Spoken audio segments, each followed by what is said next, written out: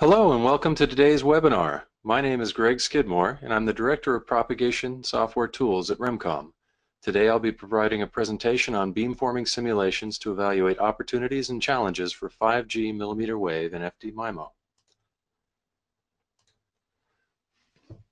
Millimeter wave bands and FD-MIMO offer many opportunities for 5G, but they come with a number of challenges and they increase the complexity for both planning and prediction. So the objectives of today's webinar are to use the Wireless InSite MIMO capability to predict the performance of 5G millimeter wave and FD-MIMO systems in dense urban small cells.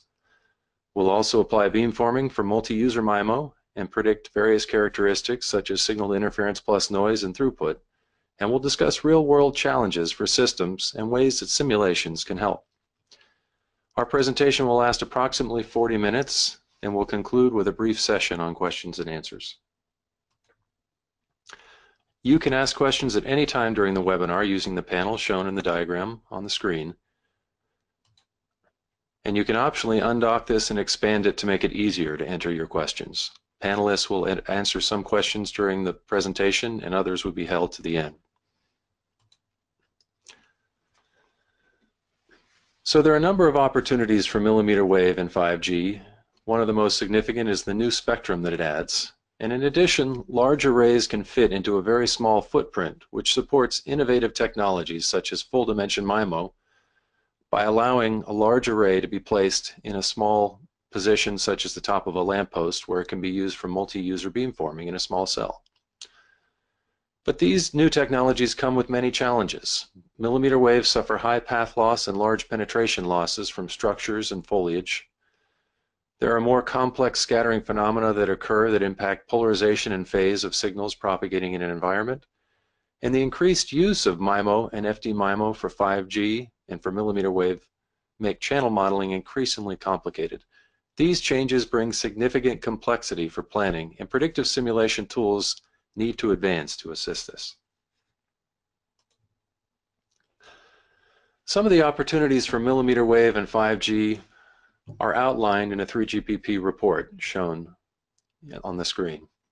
This report outlines 3 general use cases for 5G and 12 deployment scenarios. Of the 12 deployment scenarios, 5 of them are specified to allow for millimeter wave, including 30 gigahertz. These include traditional scenarios such as indoor, dense urban, and urban macro. They also include some new scenarios such as high-speed trains and satellite extensions to terrestrial communications. The focus of this talk is on predictive simulation for enhanced mobile broadband in dense urban scenarios. Some of the key effects that occur with millimeter wave propagation include path loss.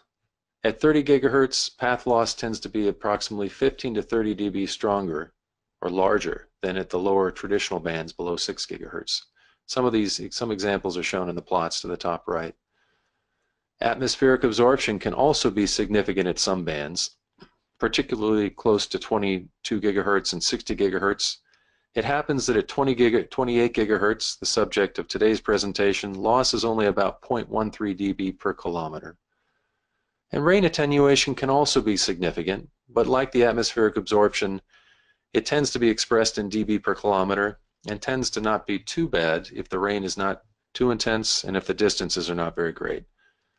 So all of these heavy losses tend to make millimeter wave best suited for small cells in indoor applications. Some other effects include the ways that millimeter wave signals interact with walls and trees. Foliage attenuation is much stronger up at the higher frequencies, and the plot at the bottom left shows how an example of a single tree, 2 trees, or 5 trees, the blue, red, and green respectively, as we go from 1 gigahertz at the left of the plot up to 10, 20, or 30 gigahertz, we can see that the attenuation losses grow dramatically and can be another 15 dB greater when we're looking at 28 or 30 gigahertz. Diffractions around corners also drop off rapidly, and for this reason, millimeter waves are often thought of as quasi-optical, mostly focusing in line of sight with some minimal diffraction around corners. When we look at wall attenuation, the middle plot, we can see a number of different cases shown in this plot. When we start looking at concrete wall attenuation, the line shown in green from a couple of different sources, we can see that at 1 gigahertz we may expect attenuations in the 10 dB range. As we go up to millimeter waves, this grows dramatically to the point where its penetration losses are extremely heavy. In older buildings, signals have tended to enter, often penetrating through windows, shown in the green lines, the traditional window glass. And so the 3GPP has a loss plot shown in magenta that represents older buildings with older traditional glass and concrete structures. And we can see that the losses don't grow too dramatically, but they may be 10 dB higher with an older structured building. However, when we look at new construction of new office buildings, we typically see infrared reflective glass.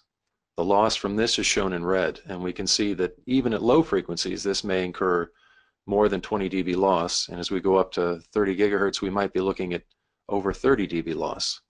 When we combine this with the high attenuations of typical wall construction of concrete, we get a line that looks similar to the blue line, another 3GPP model. And we see that the losses up in millimeter waves can be expected to be well above 30 dB to penetrate into a building. When we look at wall reflections, however, the plot on the far right shows reflections from concrete, from glass, and from wood. And we can see that although there are different resonances at different particular frequencies, we can see that the overall trends tend to be very similar at millimeter waves to what they are at the older traditional bands below 6 gigahertz. So this shows that there are some aspects of outdoor propagation, for example in a small cell, that are very much the same in terms of reflections off of structures as what we would see at the lower frequency bands. Another key effect, however, related to reflections is diffuse scattering. This has received a great deal of scrutiny in the technical literature because at the millimeter wave frequencies, even small variations such as mortar joints in bricks can result in roughness that is larger compared to a wavelength than would have been considered at lower frequencies. And so when a signal reflects from a wall, we might see a scattering pattern that looks more like the plot on the left instead of a direct reflection in a specular direction. So as we can see, some types of scattering patterns may look like the red lines, scattering in many more directions than the standard reflection, and some may also include backscatter. So the Wireless InSite model that we'll be talking about later today includes a diffuse scattering model, and we've included some assessments using this model in our simulations. Some of the great effects of this, in addition to the scattering, the major effects also include partial loss of coherence and polarization, and these are included in the model as well.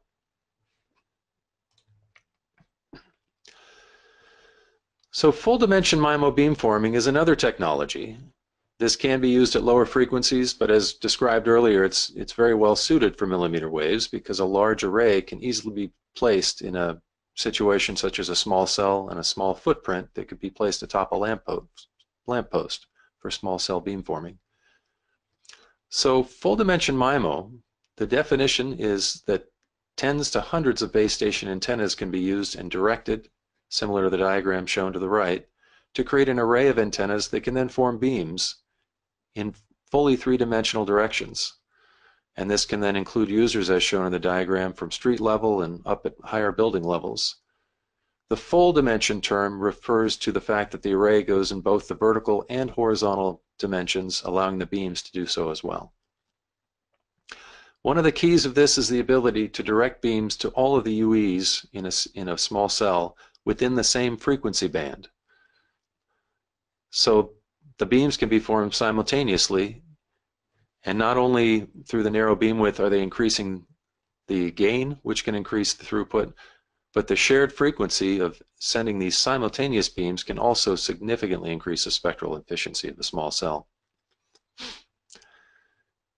And as we said earlier, typical for an array would be to space the antenna elements perhaps half a wavelength apart, and when we get up to frequencies such as 30 gigahertz or 28 gigahertz, the wavelengths, a half wavelength spacing, is on the order of a half a centimeter.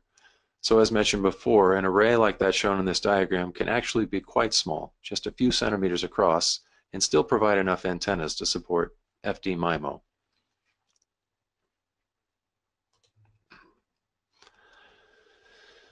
One of the other technologies that's used with the beamforming is called coordinated multipoint.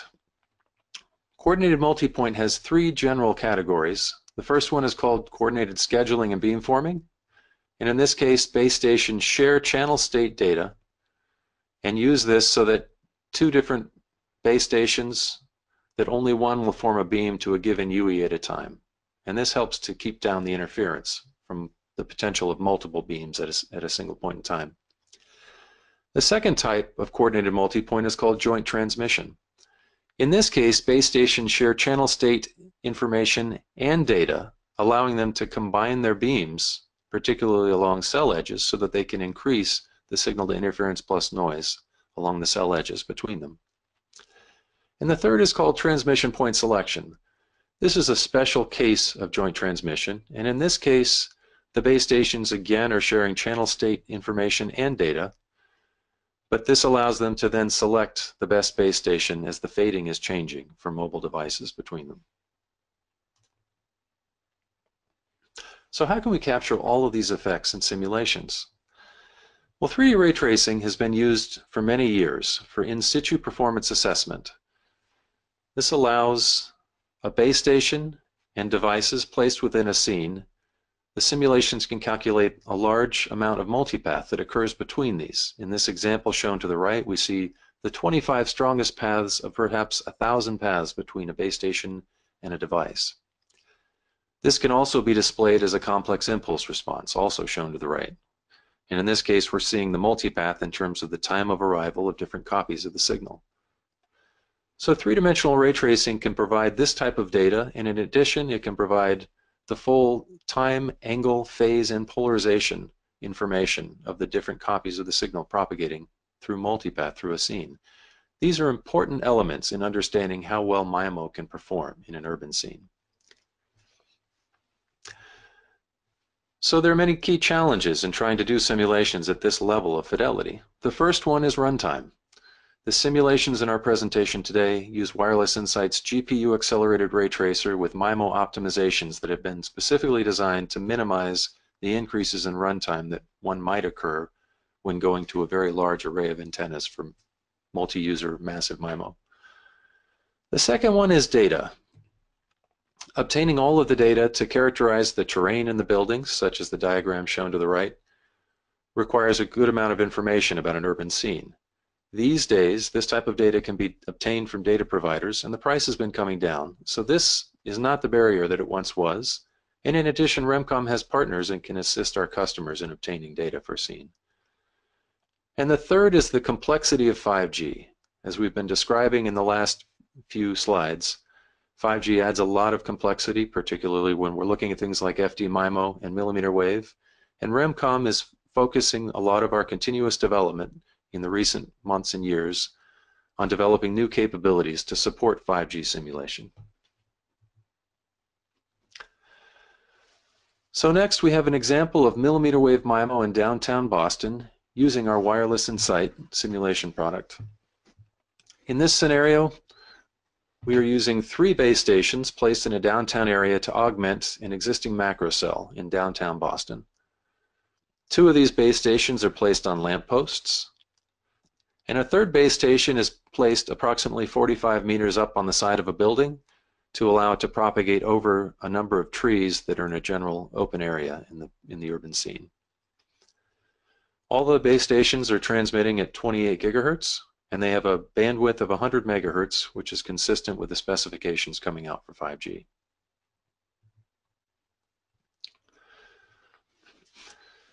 We defined a series of antennas that would allow us to then compare massive MIMO or FD-MIMO for this scenario to a traditional single antenna.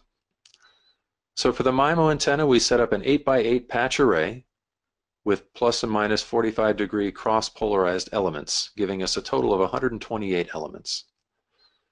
We then applied a 5-watt output power across the entire array, giving a max potential EIRP of up to 66 dBm. Our baseline for comparisons was a 120-degree sector horn at each of the different base stations, acting as a single antenna element. And then each of the users in the scenes, the UEs, are defined to have a single dipole antenna. For our throughput analysis, we constructed a table to approximate the throughput estimates for a 5G system. To do this, we actually used several references from an LTE advanced set of data. From these references, we derived curves of the throughput as a function of signal-to-noise ratio for a 1% block error rate. Across the references, we were able to extend up to estimates for up to 256 QAM, and all of these estimates shown in this curve are for a 20 megahertz band, which is the largest component carrier for LTE-A. We then did a curve fit and found that approximately 45% of the theoretical Shannon capacity, which is the red dashed line, fits well to the data from these three sources. And then we capped out the limit at the top at the limit of what 256 QAM could achieve according to 3GPP specs. From there, we then scaled this up to 100 megahertz bandwidth as an approximation by simply multiplying the 20 megahertz throughput and capacity by a factor of 5. So for our baseline scenario, we first performed a simulation using the sector horns and the dipole antennas. We used an ambient noise that we have obtained from references of negative 167 dBm per hertz, and we accounted for interference between the base stations to each other, assuming propagation and transmission in the same frequency bands. To the right, we see the signal to interference plus noise ratios calculated for each of these different antennas at the same time. And we see fairly good coverage in the line of sight from the antennas. However, there is shadowing behind trees, and in all of the neighboring streets, there are some areas with deep shadowing going well below zero signal interference plus noise. These are outlined in blue areas, and we also see inner cell interference shown in the red. We can see this happening between each of the base stations in the areas where their signals are interfering with each other.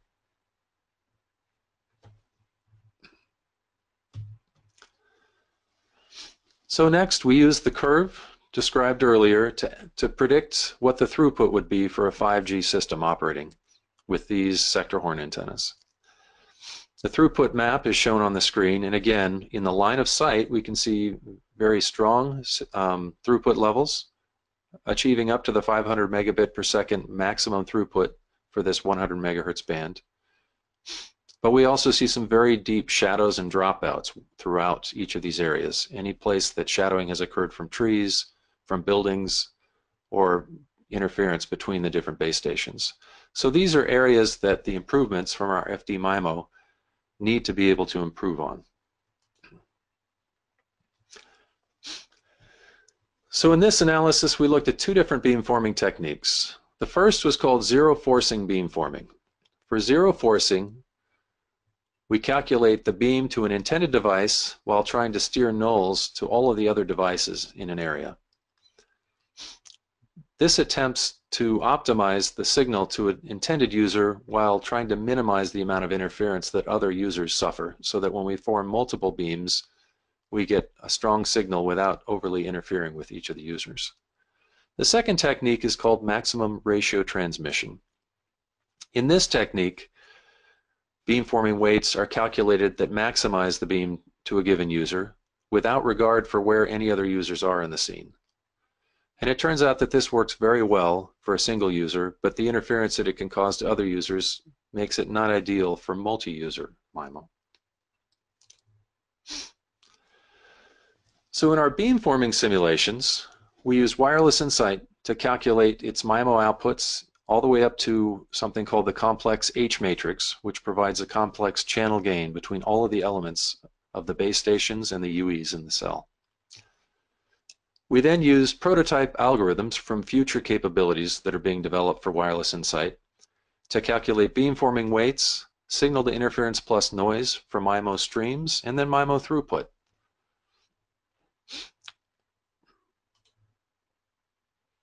So our first case was a single user MIMO case. In this case, our goal was to determine the best that beamforming could provide to any point in this field map. And the assumption that we used for this was to simply use maximum ratio transmission and assume a single user in the cell so that we're not concerned about how that maximum ratio transmission may interfere with other users. We also included interference from the neighboring cells and used this to come up with an overall signal to interference plus noise ratio. The map for this is shown to the right.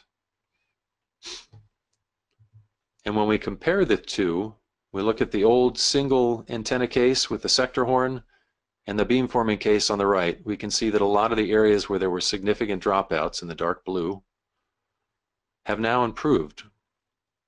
There are still dropouts in some of the shadowed areas, and there's still some interference that causes the throughput rate to drop down from the reds to the yellows or greens or even the light blues in certain areas, but it's certainly a significant improvement.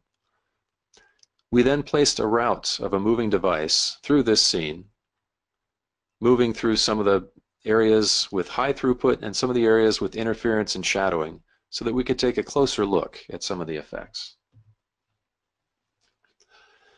So if we look at the throughput along the route, we can compare the original CISO case, which included the sector horns, and we can see throughput going anywhere from 0 up to 400 or even 500, just shy of 500 megabits per second. But we see significant dropouts in some of the shadowed areas that the route is moving through. When we perform the single user MIMO beamforming, we can see that these dropouts have disappeared, and there are many more areas where we're getting up to or close to the maximum 256 QAM peak data rate that's possible in this. So overall, our mean throughput has increased from about 269 megabits per second along this route up to 433, and there are many areas where there were dropouts before, and these have improved so that the minimum is now about 142 megabits per second.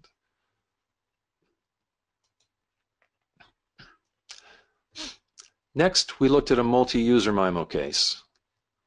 We placed 8 users within each of the small cells in front of each of our base stations.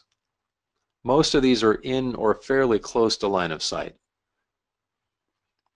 And we then used zero forcing to form beams to all of the UEs simultaneously. As described earlier, the zero forcing minimizes the interbeam interference between the different users. As it's forming beams to one, it'll minimize the interference to another.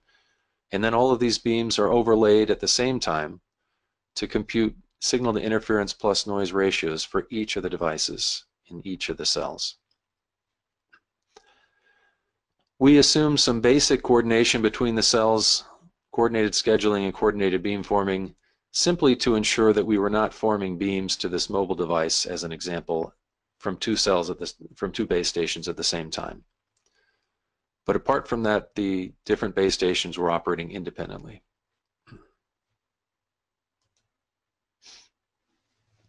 Now, when we look at the multi-user MIMO case, interference and noise has another element to it. The signal to interference plus noise ratio is the signal divided by the total of the interference and the noise in the scene. This includes ambient RF noise and interference from other base stations, as it did before in our earlier calculations. However, for multi-user MIMO, there's another source of potential interference, and this is the interference of a beam to one device interfering with a beam that's being transmitted from the same base station to a different device. So when we have 8 or 9 beams being transmitted at the same time, any of the beam energy that reaches a user that was intended for a different user becomes another source of potential interference.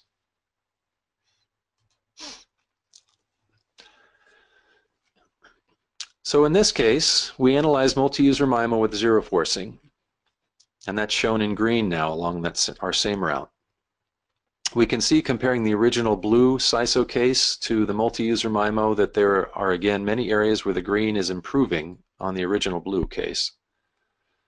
However, we still do have dropouts in some of the side alleyways where there's significant shadowing. And overall, the throughput, there are several areas where it's not as high as the previous single-user MIMO case. This shouldn't be surprising because, in addition to the fact that we are now transmitting to multiple users and we have the potential for more interference, we also are dividing our power between 8 to 9 users in each cell, and so the overall power levels are dropping. But we can see in our case that we've achieved a mean throughput of 377 megabits per second over the mobile route. And of course, as mentioned earlier, we now do still have places where the minimum drops to 0 and we have a complete dropout.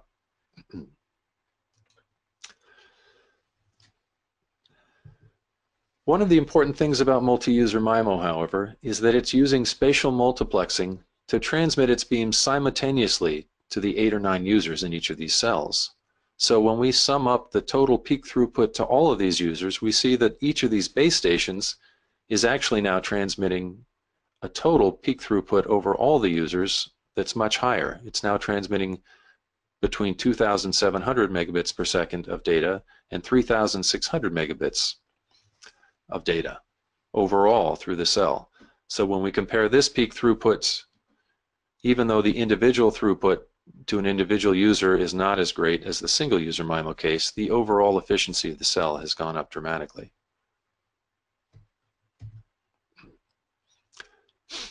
Next, we looked at the effects of diffuse scattering on the throughput.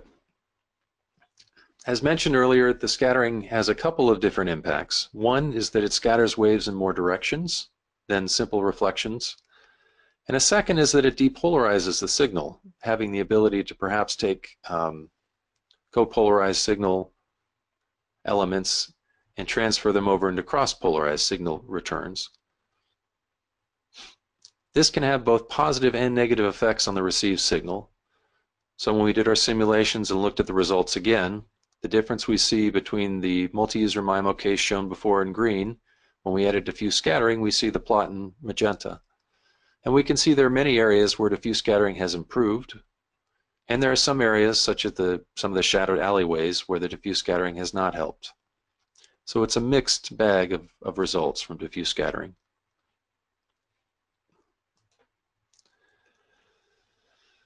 Next, we looked at JT coordinated multipoint, or joint transmission coordinated multipoint, to see if this could have an effect to help improve some of the low signal to interference plus noise ratios that we're seeing along the cell edges and in some of the side alleyways. So the concept is that in a cell edge where we have interference between two base stations, if they can somehow combine their energy and both jointly send a signal at the same time, we may be able to increase the signal interference plus noise and get a better throughput. Our objective in our analysis was to see, if we modeled this, what kind of potential increase we might expect to see. So we included an ideal case simply to assess whether joint transmission could have an improvement.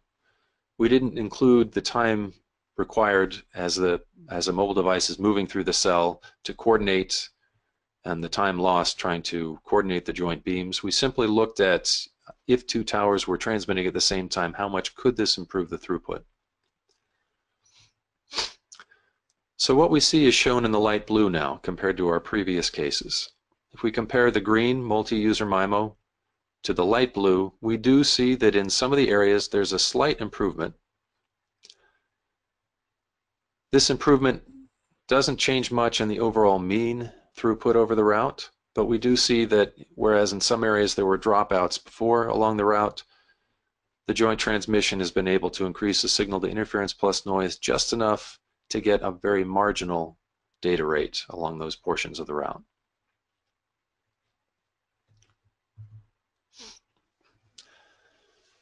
Now, FD-MIMO has a number of real-world challenges, so we want to talk about a few of these next.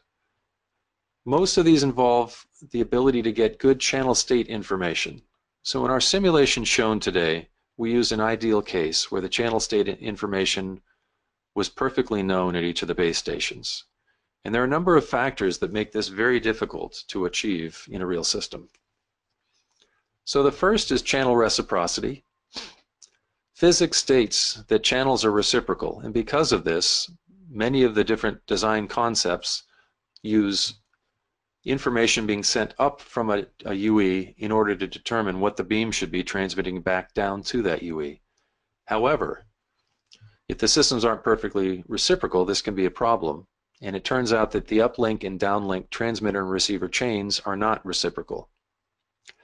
A second issue is pilot contamination. So in the process that I just described, where pilots are being sent from the different mobile devices, it's important that all of those pilots be orthogonal, or in other words, unique to each other. In neighboring cells, if multiple devices are sending the same pilot signal, the interference between them arriving at any given base station can cause interference, and this can degrade the channel state information. And the third issue is the orthogonality of channel responses.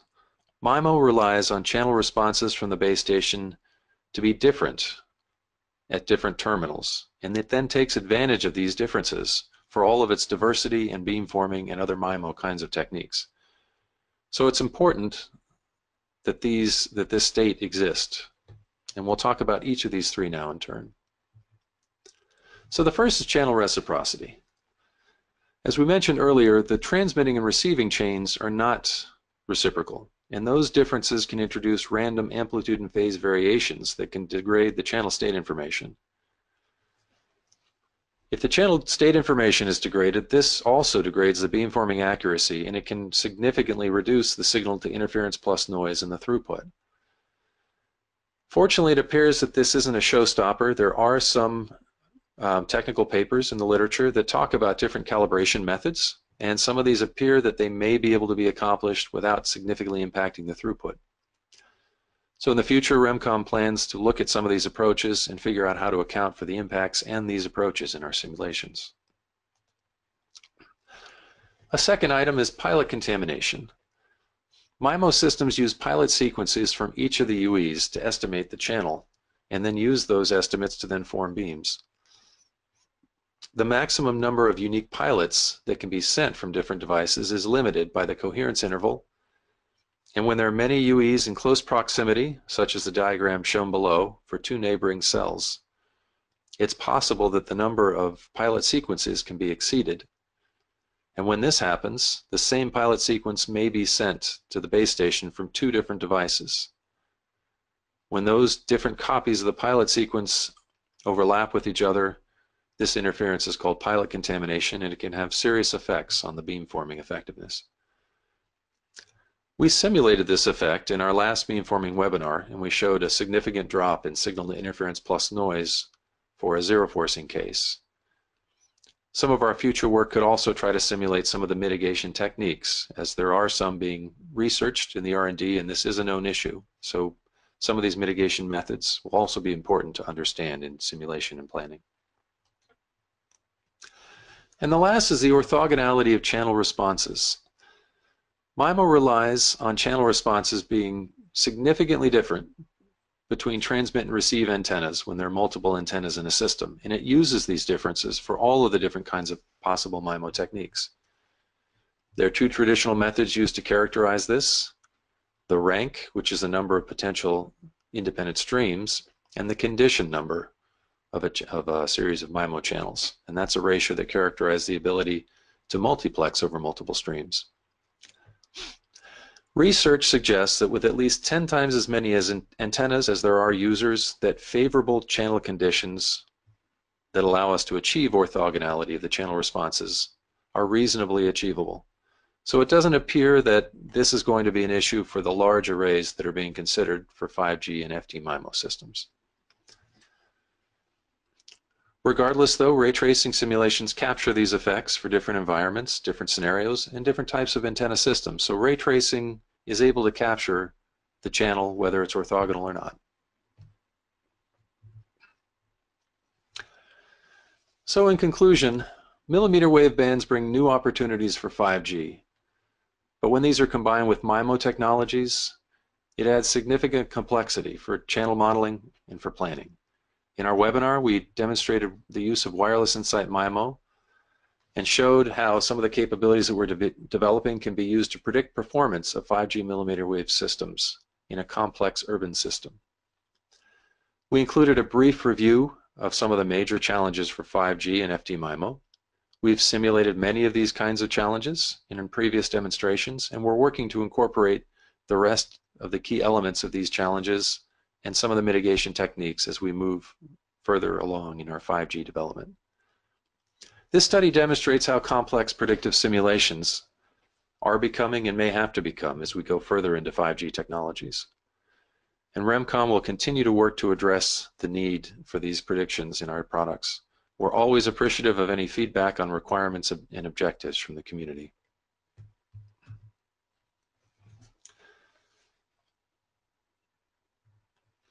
So at this time, I'd like to thank you for attending our webinar today. Thank you again for your time, and we hope that you will attend another webinar in the future.